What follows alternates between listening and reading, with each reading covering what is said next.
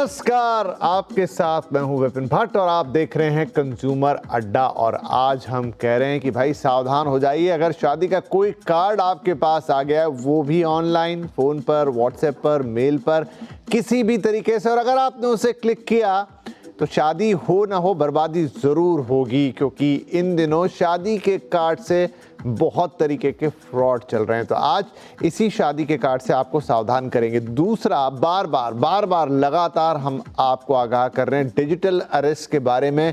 प्रधानमंत्री तक बोल चुके हैं कि ऐसी कोई चीज़ नहीं, लेकिन डिजिटल अरेस्ट के किस्से हैं, घटनाएं हैं, दुर्घटनाएं हैं कि खत्म होने का नाम नहीं ले रही। तो आखिर ऐसा क्या है कि हम इसे रोक नहीं पा रहे और इतनी सारी चीज़ें ऑनलाइन हो रही हैं, बड़े बड़े फ्रॉड हो रहे हैं, लाखों रुपए लोगों से लिए जा रहे हैं, लेकिन इसकी कोई रोकथाम क्यों नहीं है? तो आज इसी पर बातचीत करते हैं और शो की शुरुआत करते हैं।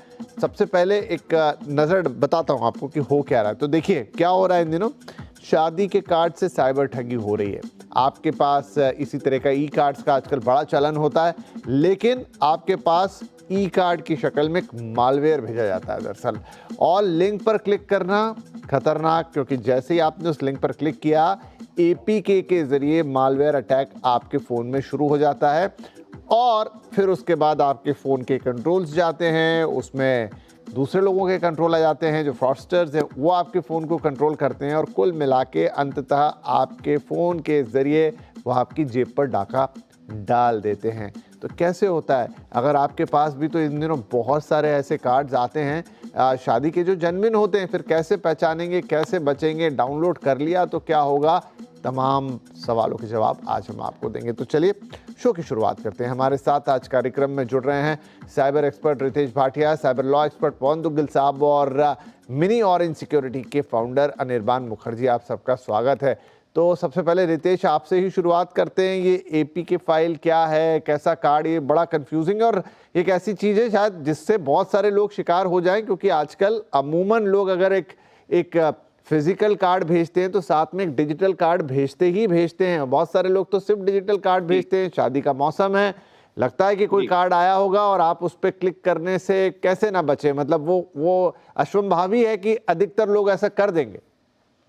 नहीं तो विपिन जी, इसके अंदर सबसे महत्वपूर्ण बात यह है कि जो एक्चुअल जो कार्ड रहते हैं ना, वो ज्यादा करके क्या रहेंगे, एक फोटोग्राफ रहेगा, उसके अंदर ई ग्रीटिंग, ई इनवाइट जैसे हम बोलते हैं वो रहेगा, या तो वो एक पीडीएफ फाइल रहेगा। लेकिन ये जो है ना, ये एक एपीके फाइल है जिसको एंड्रॉइड पैकेज फाइल बोलते हैं। और ये ज्यादा कर मतलब ये सिर्फ और सिर्फ हमारे एंड्रॉइड फोन्स पे ही चलता है।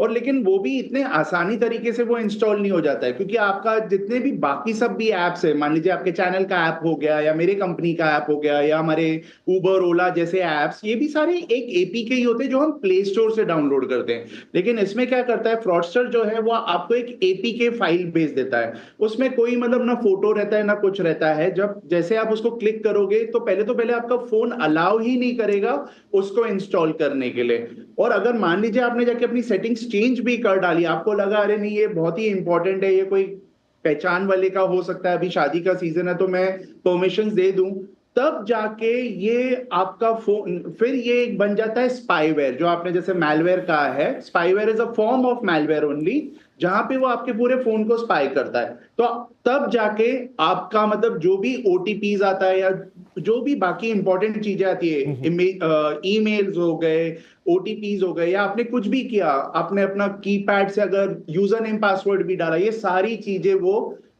ले लेता है। तो अगर ये एक एपीके फाइल है तो प्लीज बिल्कुल भी इसको खोलने की जरूरत नहीं है। वैसे भी एंड्रॉइड ने काफी ये करके रखा है, सिक्योरिटी प्रिकॉशंस देके रखा है कि वो आपको अलाउ भी नहीं करेगा कि करने के लिए।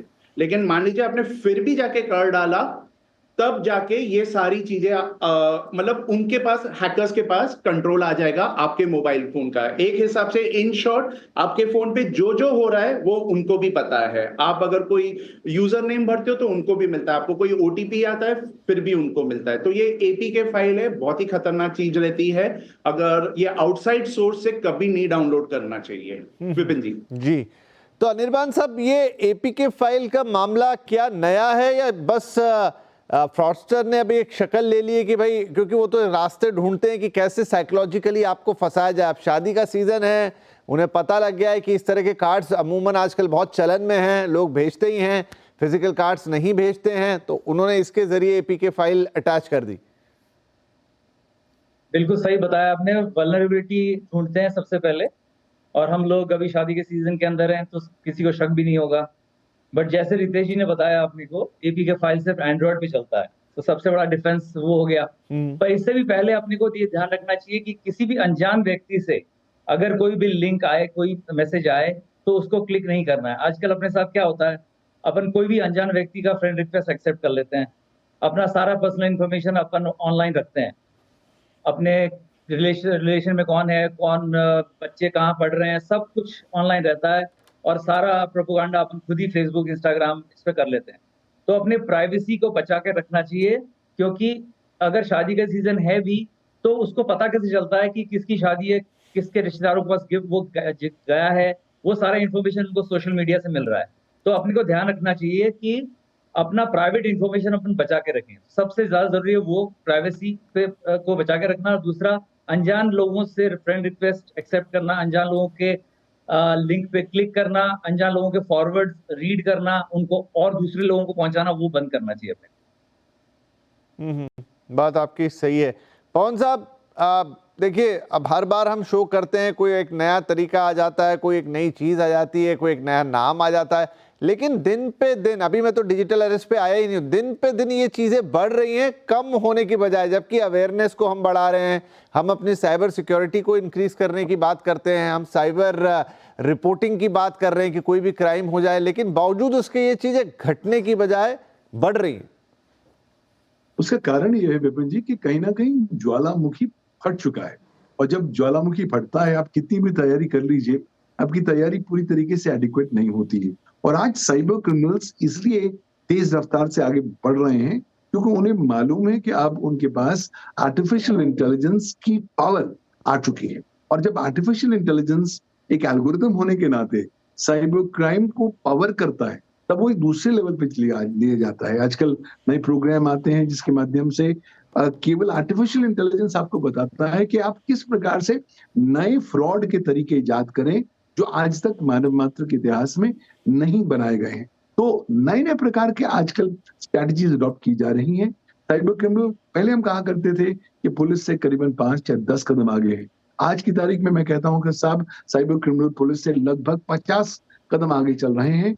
और ये साइबर क्रिमिनल्स आज अपने हाथ भी गंदे नहीं कर रहे।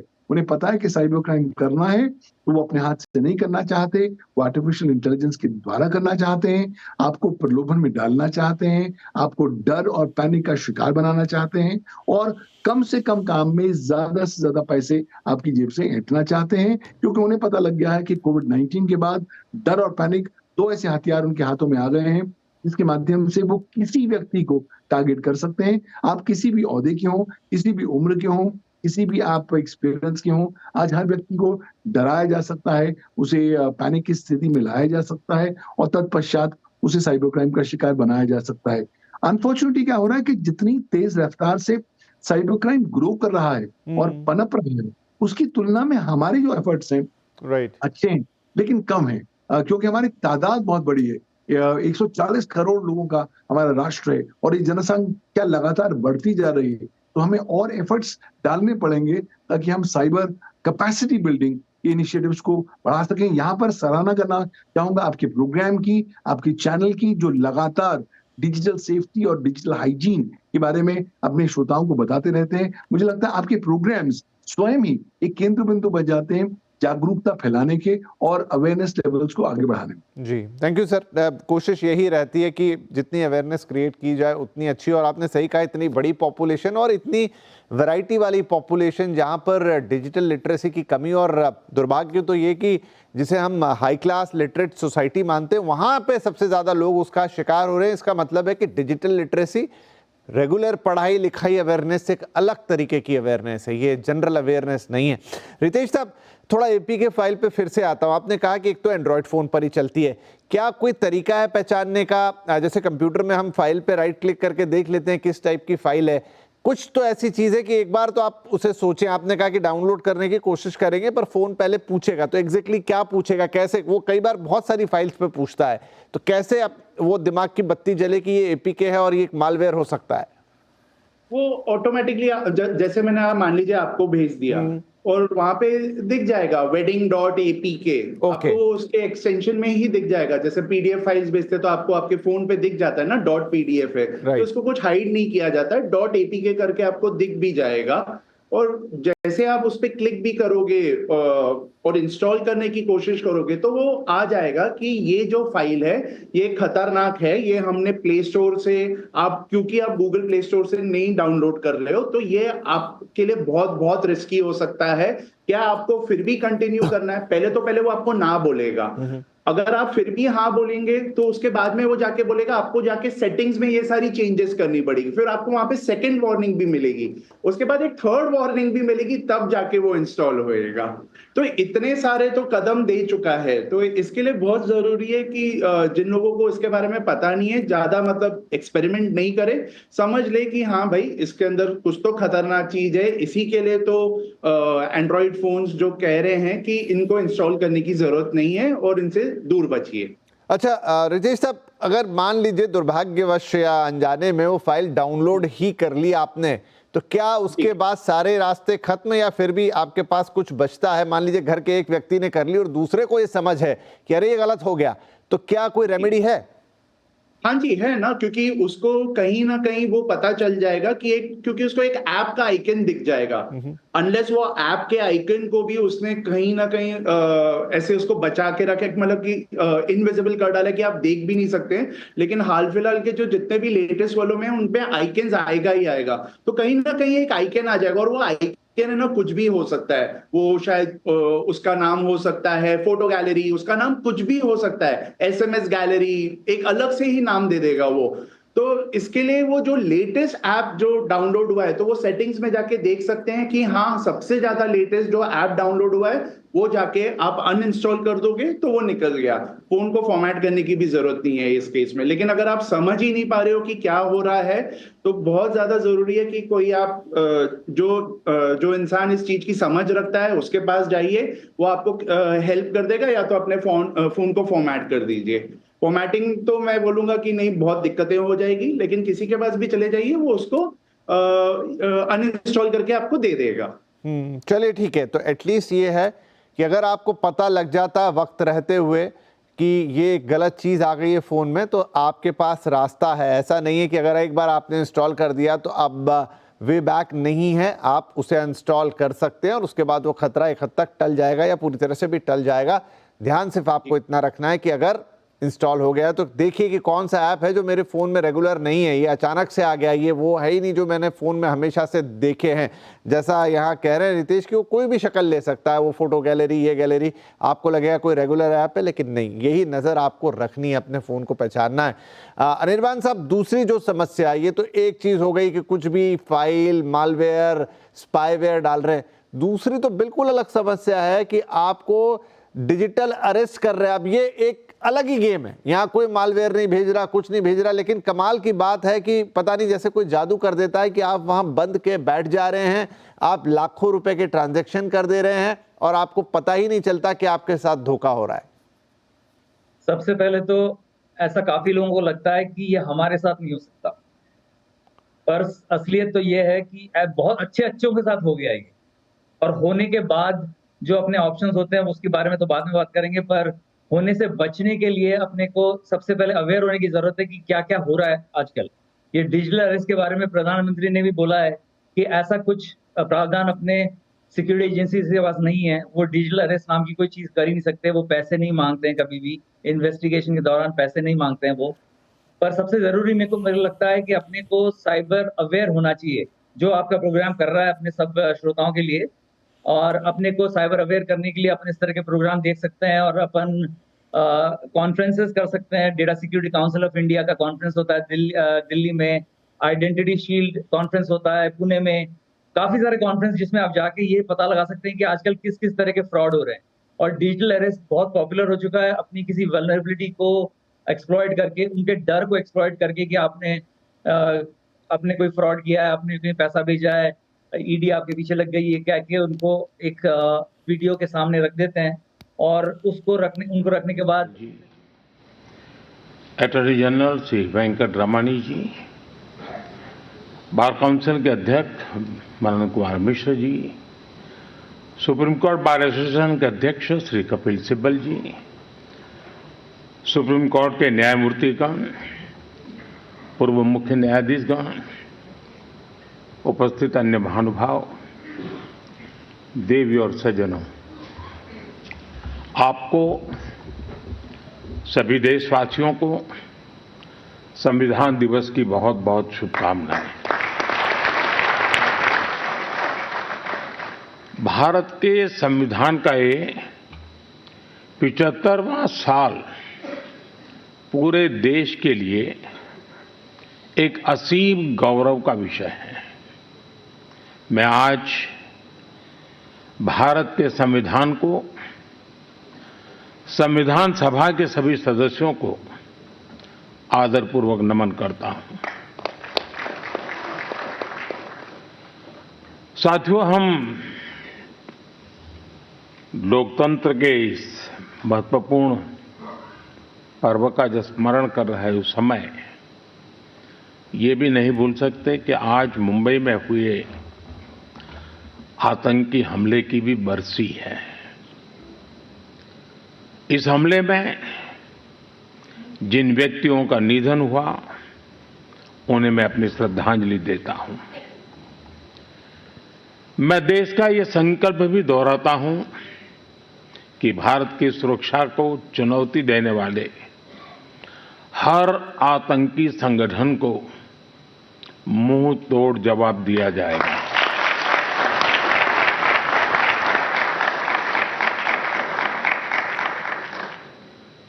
साथियों, संविधान सभा की लंबी बहस के दौरान भारत के गणतांत्रिक भविष्य पर गंभीर चर्चाएं हुई थी। आप सभी उस डिबेट से भलीभांति परिचित हैं और तब बाबा साहब आंबेडकर ने कहा था, Constitution is not a mere lawyer's document. Its spirit is always the spirit of age. जिस स्पिरिट की बात बाबा साहब कहते थे वो बहुत ही अहम है। देश काल परिस्थिति के हिसाब से उचित निर्णय लेकर हम संविधान की समय समय पर व्याख्या कर सकें, ये प्रावधान हमारे संविधान निर्माताओं ने हमें दिया है।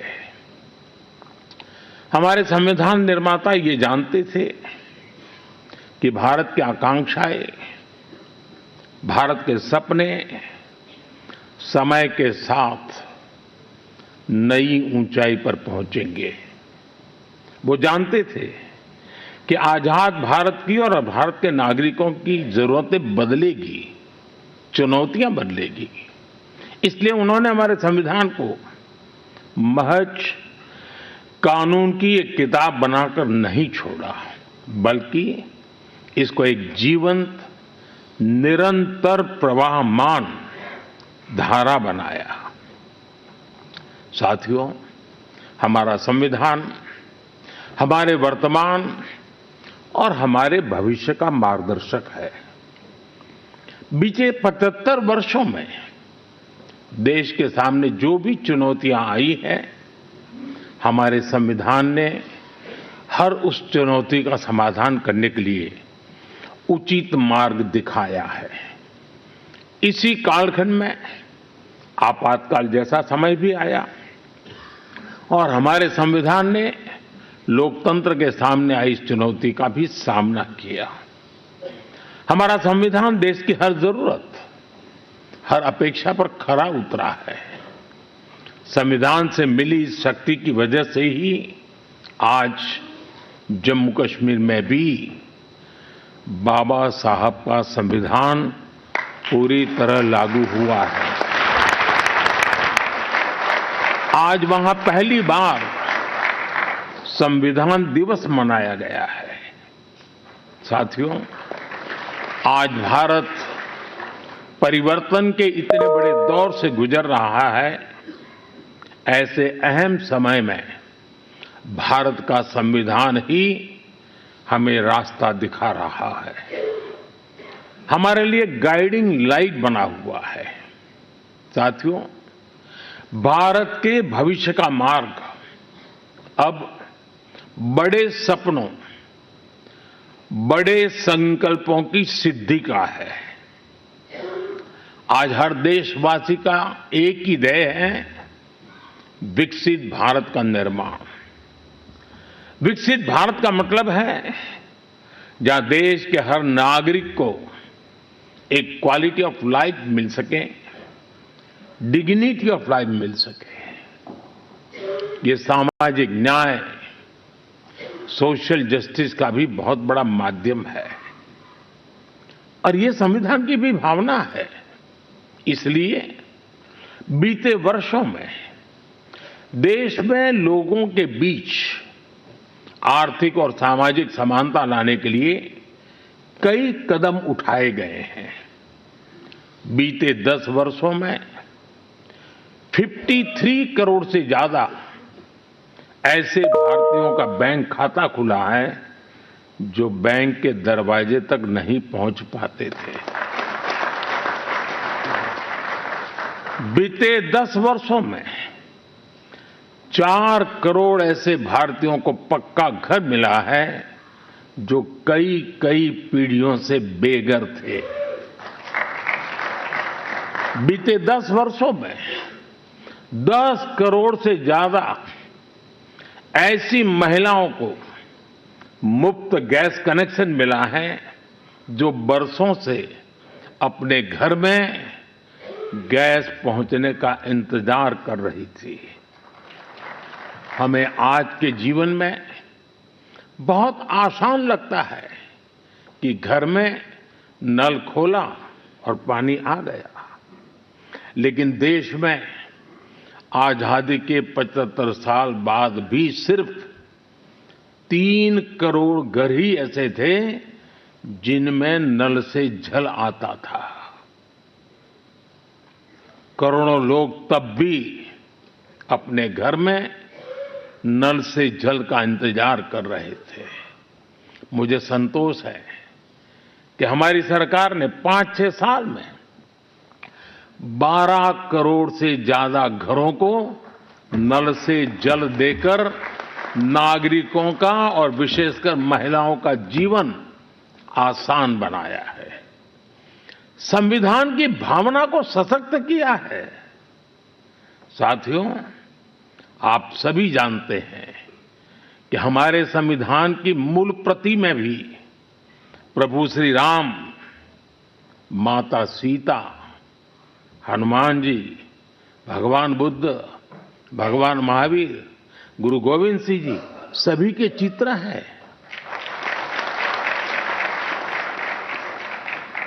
भारत की संस्कृति के प्रतीक इन चित्रों को संविधान में इसलिए स्थान दिया गया ताकि वो हमें मानवीय मूल्यों के प्रति सजग करते रहे। ये मानवीय मूल्य आज के भारत की नीतियों और निर्णयों का आधार है। भारतीयों को त्वरित न्याय मिले, इसके लिए नई न्याय संहिता लागू की गई है। दंड आधारित व्यवस्था अब न्याय आधारित व्यवस्था में बदल चुकी है। महिलाओं की राजनीतिक भागीदारी बढ़ाने के लिए नारी शक्ति बंधन अधिनियम का ऐतिहासिक निर्णय हुआ है। हमने थर्ड जेंडर को उनकी पहचान और उनका हक दिलाने के लिए भी कदम उठाए हैं। हमने दिव्यांगजनों के जीवन को आसान बनाने के लिए भी व्यवस्थाएं बनाई हैं। साथियों, आज देश का बहुत ज्यादा जोर देश के नागरिकों की ईज ऑफ लिविंग पर है। एक समय था जब पेंशन पाने वाले सीनियर सिटीजन्स को बैंक में जाकर साबित करना होता था कि वो जीवित है। आज सीनियर सिटीजन्स को घर बैठे ही डिजिटल लाइफ सर्टिफिकेट्स की सुविधा मिल रही है। करीब करीब 1.5 करोड़ सीनियर सिटीजन्स अब तक इस सुविधा का लाभ उठा चुके हैं। आज भारत वो देश है जो हर गरीब परिवार को 5 लाख रुपए तक के मुफ्त इलाज की सुविधा देता है। आज भारत वो देश है जो 70 वर्ष से ऊपर के हर बुजुर्ग को फ्री हेल्थ केयर की सुविधा देता है। देश के हजारों जन औषधि केंद्रों पर आज 80% डिस्काउंट पर सस्ती दवाइयां मिल रही हैं। एक समय में हमारे देश में इम्यूनाइजेशन की कवरेज भी 60% से भी कम थी। करोड़ों बच्चे हर साल टीकाकरण से छूट जाते थे। आज मुझे संतोष है कि अब मिशन इंद्रधनुष की वजह से भारत में इम्यूनाइजेशन की कवरेज 100% पहुंच रही है। आज दूर सुदूर के गांवों में भी समय पर बच्चों का टीकाकरण हो पा रहा है। इन प्रयासों ने गरीबों की, मध्यम वर्ग की बहुत बड़ी चिंता कम की है। साथियों, आज देश में कैसे काम हो रहा है उसका एक उदाहरण एस्पिरेशनल डिस्ट्रिक्ट अभियान भी है। देश के 100 से अधिक ऐसे जिले जिन्हें पिछड़ा कहा जाता था, हमने उन्हें एस्पिरेशनल डिस्ट्रिक्ट माना और वहां हर पैरामीटर में विकास की गति तेज की गई है। आज देश के अनेक एस्पिरेशनल डिस्ट्रिक्ट दूसरे जिलों से बहुत बेहतर कर रहे हैं। अब इसी मॉडल के आधार पर हमने एस्पिरेशनल ब्लॉक प्रोग्राम भी शुरू किया है। साथियों, लोगों की रोजमर्रा की जिंदगी से परेशानियां खत्म करने पर भी आज देश का बहुत ज्यादा जोर है।